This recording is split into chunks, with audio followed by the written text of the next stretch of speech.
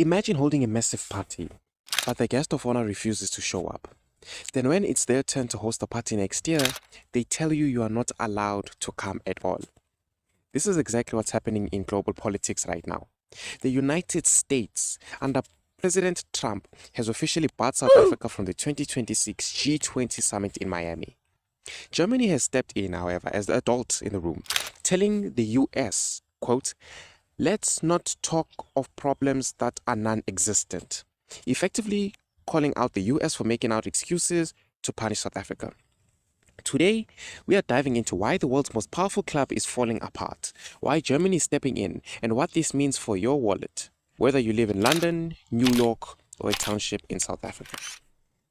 So let me give you all a bit of context. In November 2025, South Africa hosts the G20, right?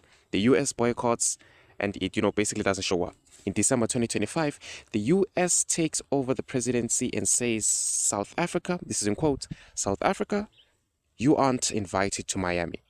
Close quote. Okay, now the Germans then clap back. Germany Chancellor, is it Friedrich Merz, is flying to the US to say, "You can't just kick people out because you don't like them." That breaks the whole point of the G20. But why is this happening though? The Trump administration claims there are horrific human rights abuses against white South Africans, often referred to online as the white genocide narrative. South Africa calls this pure misinformation. The real reason is that this is likely payback. South Africa has been very loud lately. Remember the ICJ case when South Africa took Israel to court for genocide, which angered the US? I wonder why. Think about BRICS. South Africa, which is cozying to Russia and China, and I mean non-alignment as well is a thing, right? South Africa refusing to just do what the West says. The US is essentially saying, if you won't play by our rules, you don't get to come to our house.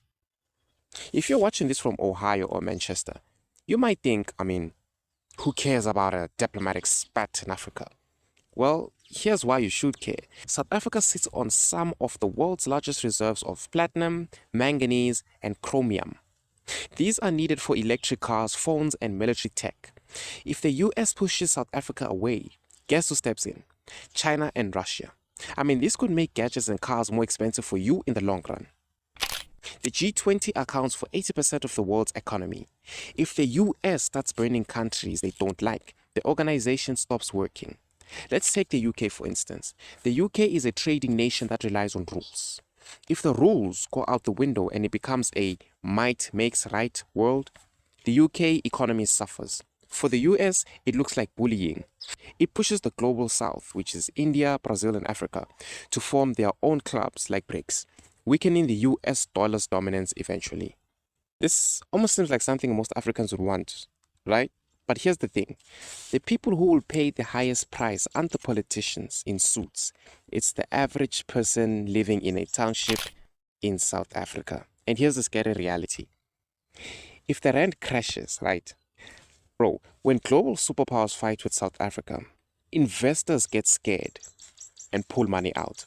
If the rand gets weaker, then it's a disaster. South Africa imports oil, right? A weak rand equals expensive petrol. Expensive petrol means higher taxi fares to get to work and higher prices for food. Bread, milk, maize meal, because trucks cost more to run. Think about the AGOA and our jobs. The US has a trade deal called AGOA that lets South Africa sell cars and fruit to the US tax-free. If Trump follows through on stopping subsidies, this could die. But it's not like he hasn't already done it, right? Resulting in car factories in the Eastern Cape or wine farms in the Western Cape closing down. Thousands of working class people could lose their jobs. And don't get me started on the aid cuts. Remember PEPFAR? Long lines at clinics and fewer medicines for the poorest citizens. So Germany is trying to fix this because they know that if South Africa is kicked out, the West loses Africa. But for the average South African, this isn't about geopolitics. It's about whether they can afford bread next month. What do you think? Is the US justified in banning a country they disagree with? Or is this the end of the G20? Let me know in the comments and feel free to share your thoughts, bro. Feel free.